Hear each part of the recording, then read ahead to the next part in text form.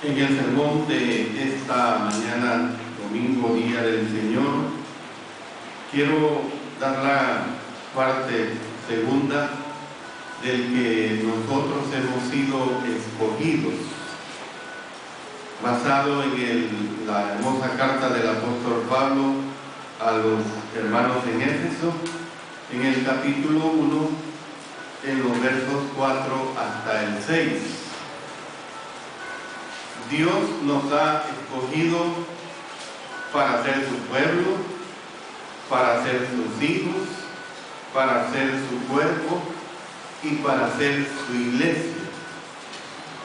Usted, a través de lo que escuchará en este sermón, se va a dar cuenta de esas hermosas bendiciones. En una palabra, esta escogencia es una elección. Y lo dice allí en Primera Tesalonicenses capítulo 1, verso 4.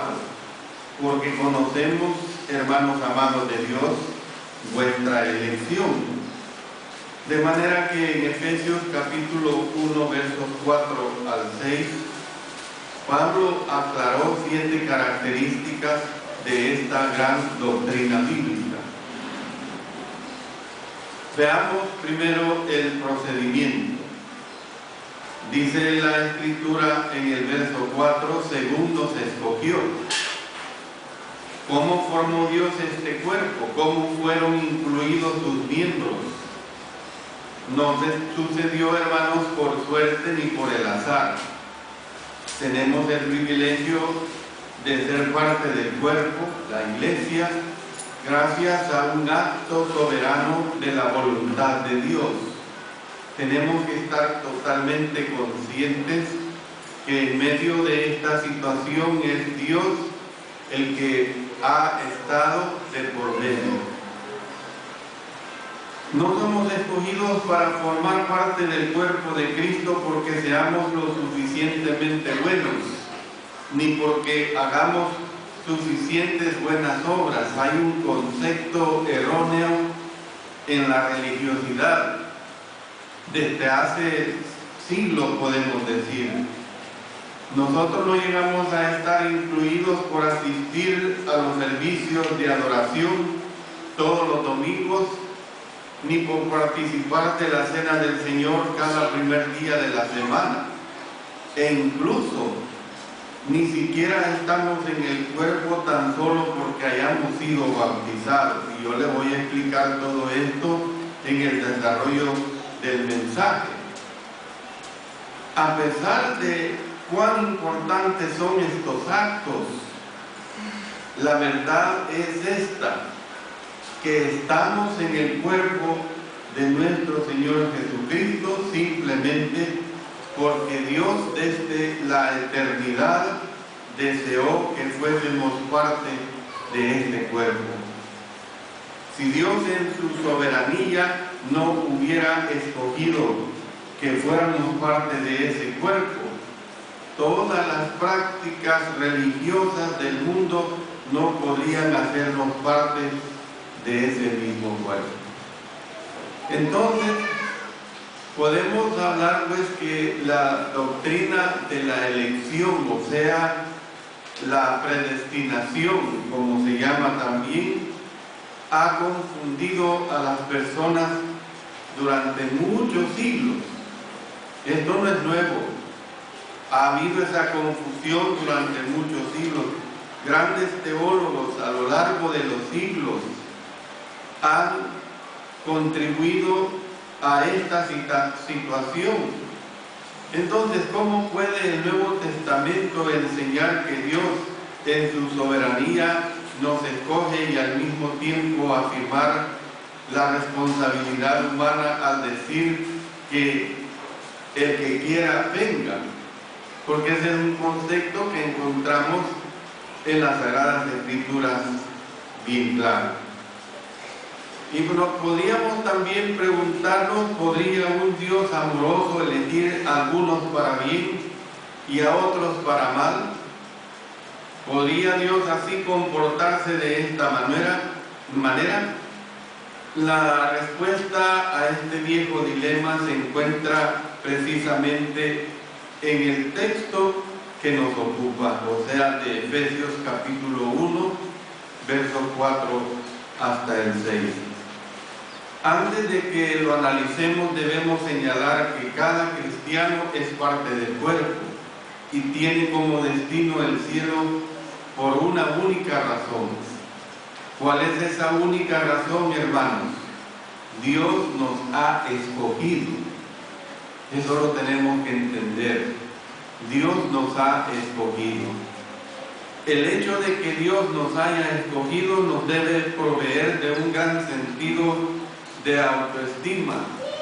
Nos debe proveer de un gran sentido verdaderamente de sentirnos lo mejor posible.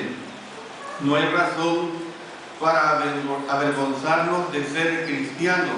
Hemos sido honrados por el Rey del Universo, porque, hermanos, Él nos ha escogido.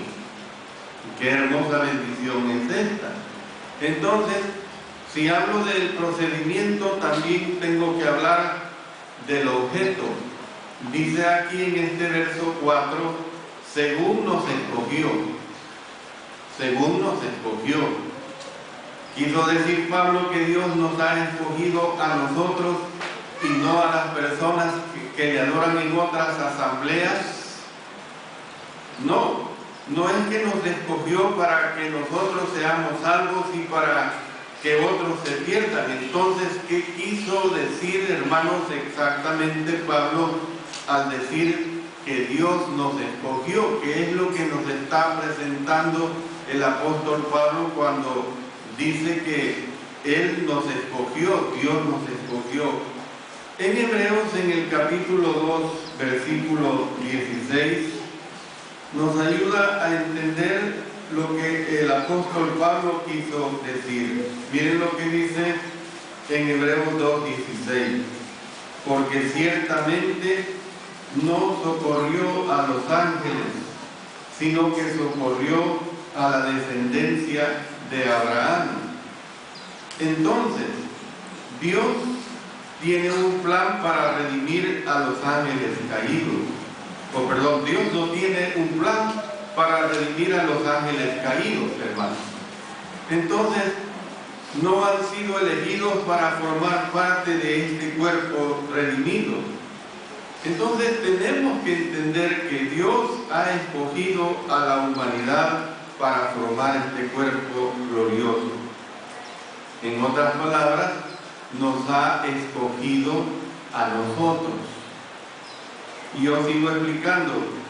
Observe cuidadosamente el texto.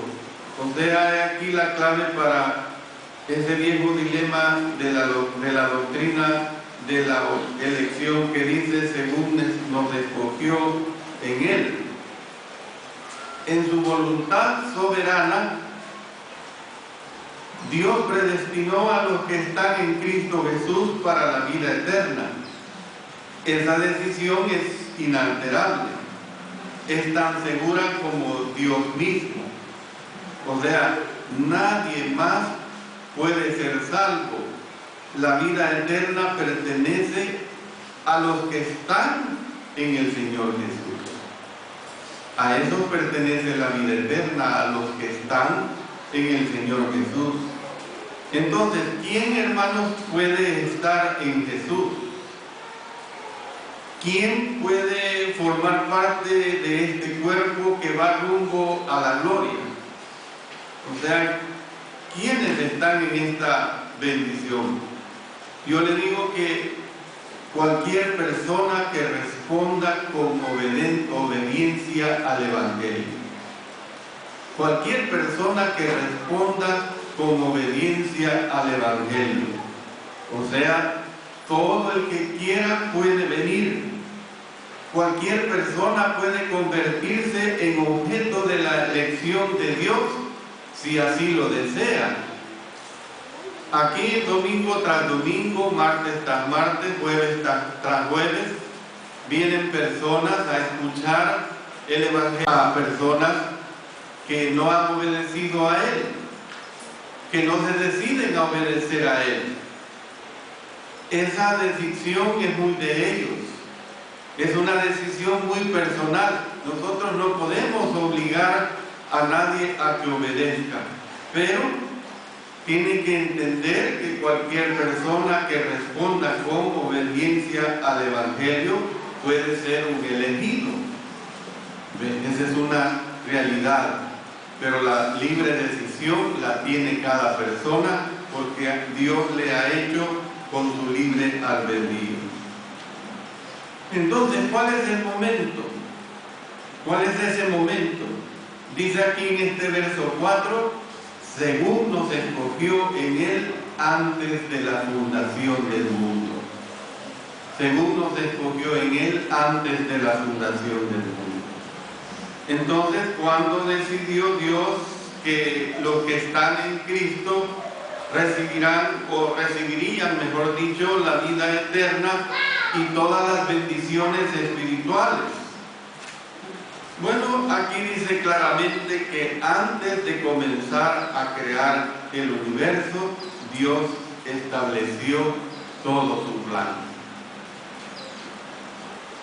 La rebelión del hombre en el huerto del Edén no le sorprendió a nuestro Dios, nos sorprende a nosotros, pero a Dios no. Él ya había formado su plan para salvarnos de nuestra propia insensatez. Si usted va conmigo a Apocalipsis capítulo 13 y el versículo 8, mire lo que dice acá en Apocalipsis 13 y el verso 8.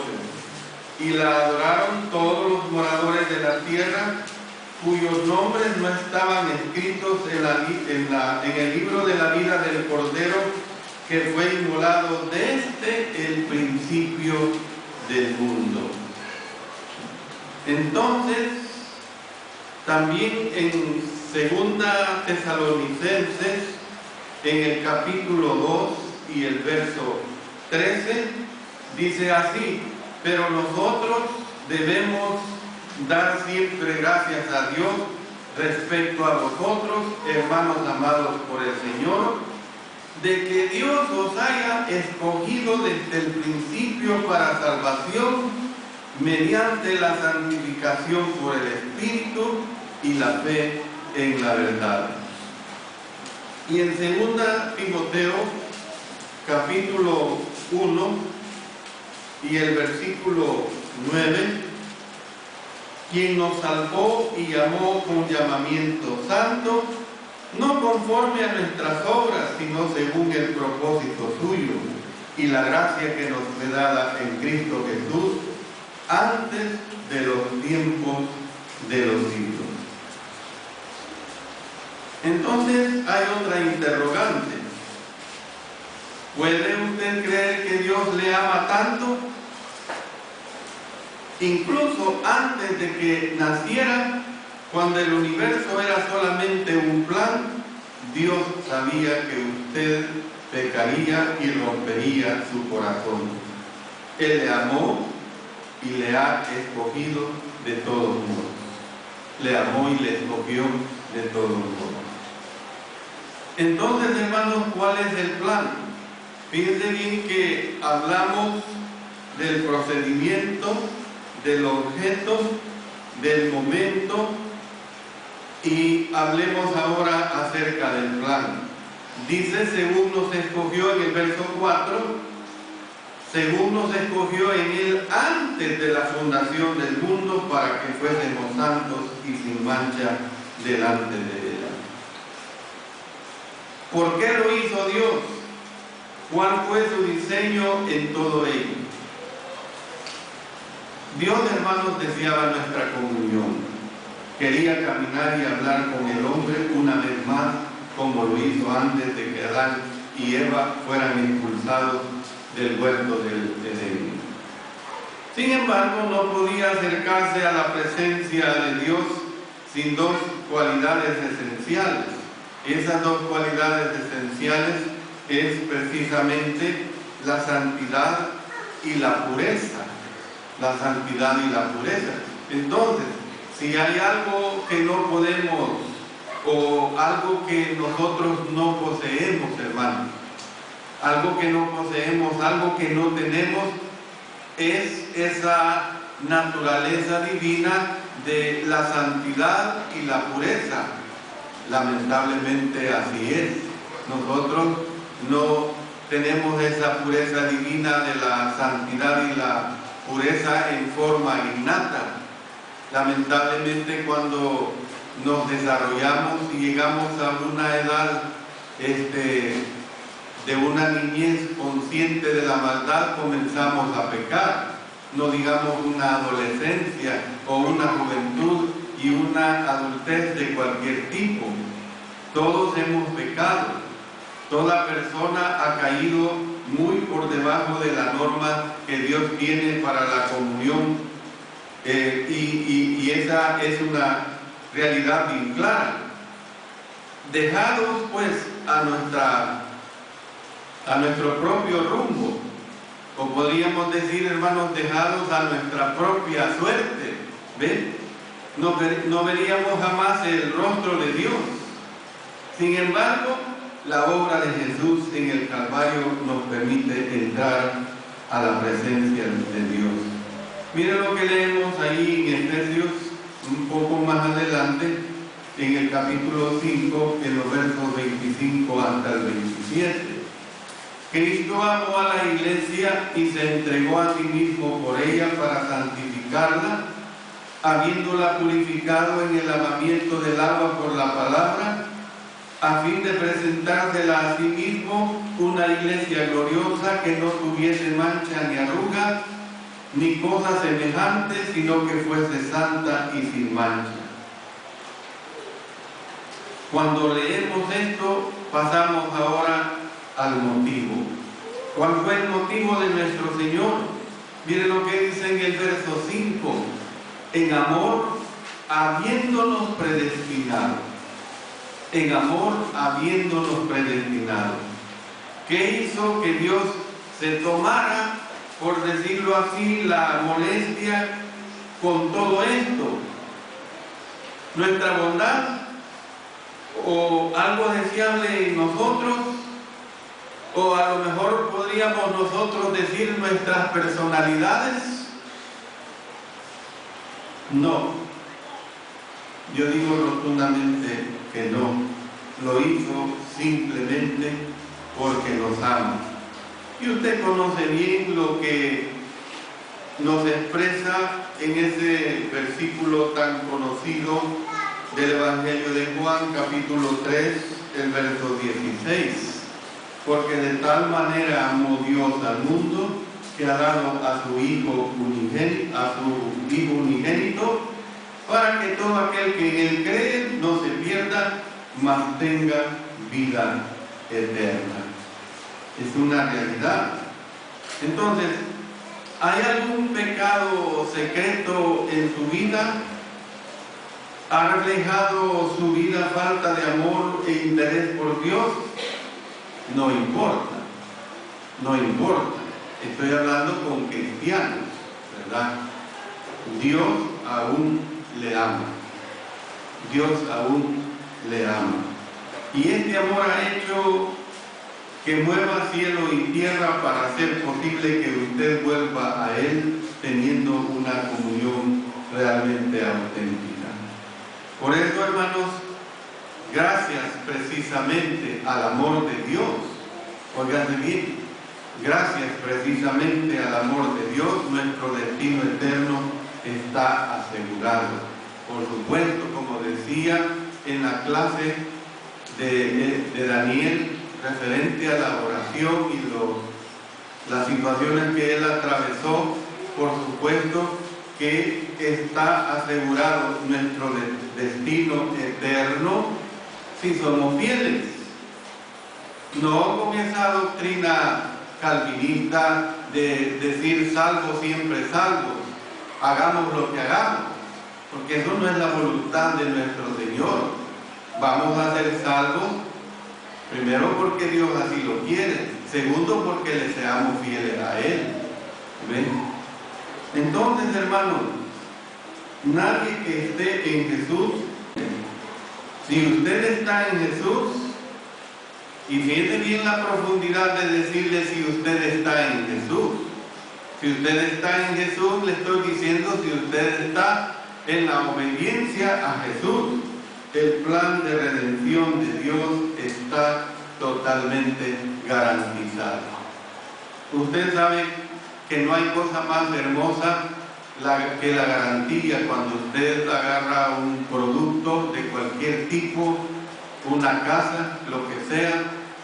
No hay cosa que le haga a usted estar más conforme cuando le han hablado a usted de una garantía, y una garantía legal. Esto está garantizado en tales términos. Si usted se siente seguro de aquel producto del cual usted ha firmado un contrato, pues hermano, el plan de redención de Dios está garantizado para nosotros. Su gran amor le ha movido a proporcionarnos la forma para que todos regresemos a Él con confianza. ¿Y cuál es ese resultado? Miren lo que dice el verso 5. En amor, habiéndonos predestinado para ser adoptados hijos suyos por medio de Jesucristo. Hermanos, debemos valorar el mensaje de este pasaje que estamos leyendo. Nosotros no somos esclavos, siervos, amigos, vecinos ni socios. Hermanos, nosotros somos hijos. Fíjense bien, nosotros somos hijos. ¿Hijos de quién? Hijos de nuestro Padre Celestial, hermanos. Usted no es ni siquiera un siervo, usted no es ni siquiera un amigo, usted no es ni mucho menos un esclavo, usted no es un vecino, usted tiene vecinos, el vecino es el vecino y punto. Si usted no se trata bien o no tiene relación con un vecino, usted vive tranquilo, no le causa daño usted a él ni él a usted. ¿Ve?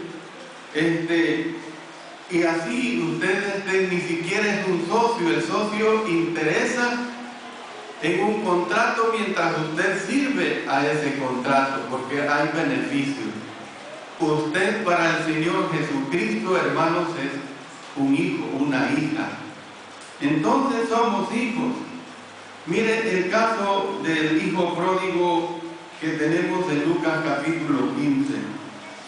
Ahí se nos presenta que regresó a su casa y para su sorpresa fue recibido a la comunión plena con su Padre.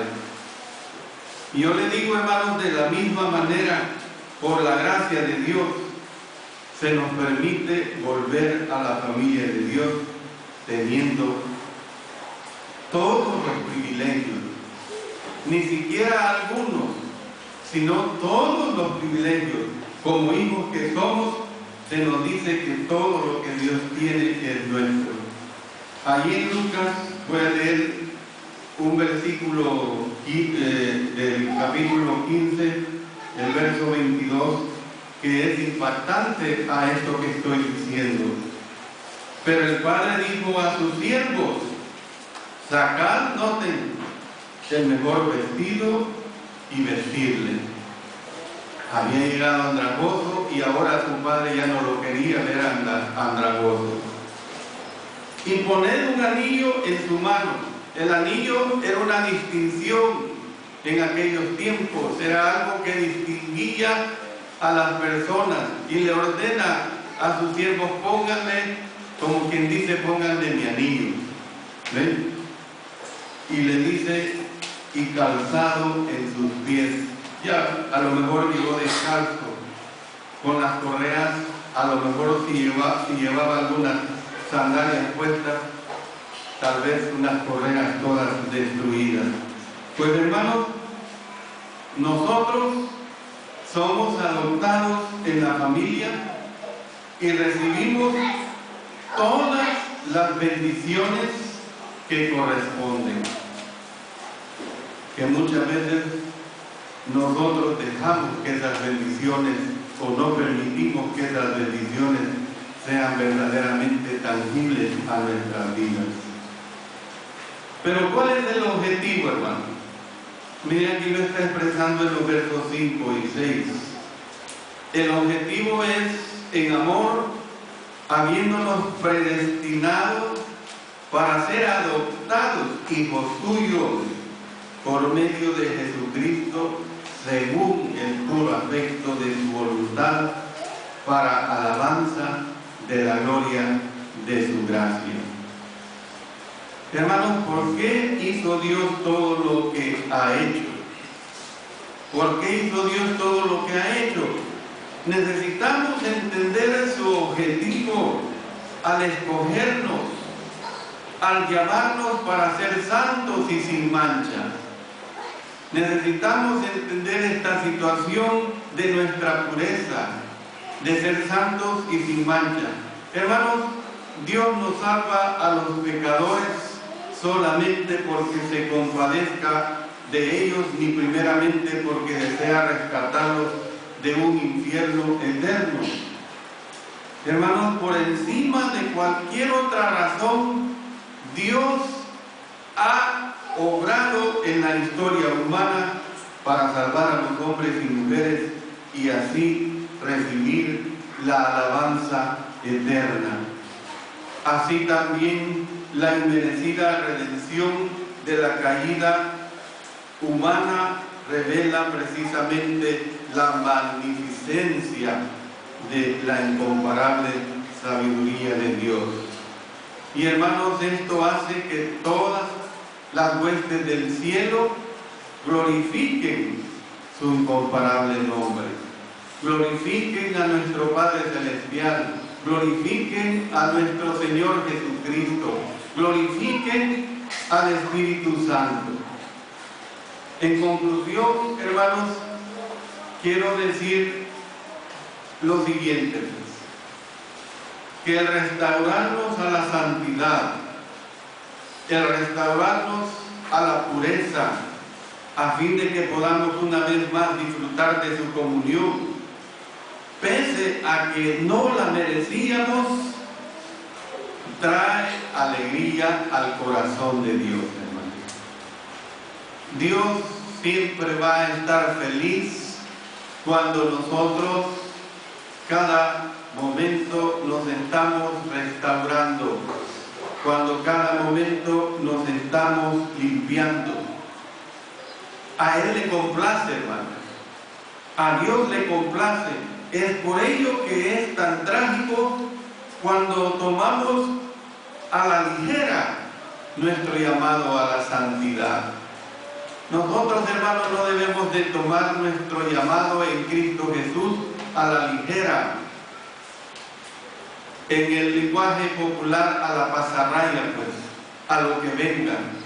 Nosotros debemos de tomar nuestro llamado en Cristo Jesús con mucha conciencia y con real entendimiento, con real comprensión. Derrotamos la alegría que Dios anhela experimentar por medio de que nosotros muchas veces no nos comportamos como Él realmente quiere que nos comportemos en base a esa elección que Él ha hecho de nosotros desde antes de la fundación del mundo. Por eso, hermanos, tenemos que entender que hemos sido escogidos por su gracia. Y yo quiero terminar diciéndoles, vivamos siempre como los cristianos, como las cristianas, que hemos sido elegidos por nuestro Dios Santo, el Dios Santo de Israel, para con sus hijos, para con sus hijas. Hagamos honor, hermanos, a esa elección que el Señor ha hecho de cada uno de nosotros.